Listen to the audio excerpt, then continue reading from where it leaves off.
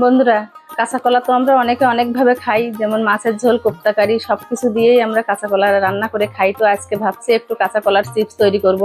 তার জন্য আমি তোমাদের সাথে শেয়ার করলাম একটু ভিডিওটা।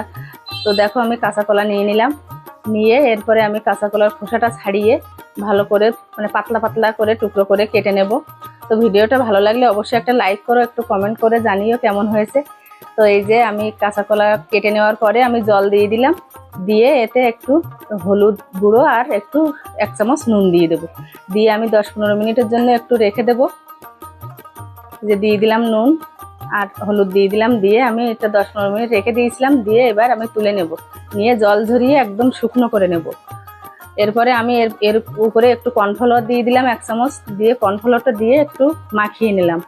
নিয়ে এবার আমি এই কড়াইয়ে তেল দিয়ে দিলাম, তেলটা গরম হয়ে গেছে। এবার আমি কলাগুলো ঢেলে দেব, দিয়ে আমি মুচমুচে করে ভেজে নেব, ভেজে তুলে নেব। তো অবশ্যই এই রেসিপিটা তোমরা করে খেয়ে দেখবে কেমন লাগে। তো এই দেখো, আমার পুরো ভাজা হয়ে গেছে একদম মুচমুচে করে। আমি এবার সবগুলো তুলে নেব। তো দেখো আমার কেমন হয়েছে, পুরো কলাটা একদম আমি একটা হাতে ধরে তোমাদের দেখাচ্ছি। এই যে দেখো, পুরো মুচমুচে হয়ে গেছে, একদম ভেঙে যাচ্ছে কলাটা।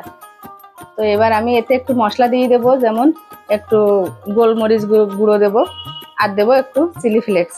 লবণটা আমি দিলাম না, তো অনেকেই দিতে পারো, কিন্তু আমি দিলাম না, কারণ নুন জলে মিশিয়ে রেখেছিলাম, এই জন্য ভিজিয়ে রেখেছিলাম নুন জলে। তো এবার আমি সবগুলো মাখিয়ে একটা খেয়ে দেখবো কেমন হয়েছে। তো এই যে দেখো, আমি একটা খেয়ে দেখছি কেমন হয়েছে। অবশ্যই ভালো লেগেছে। তো এটা তোমরা ট্রাই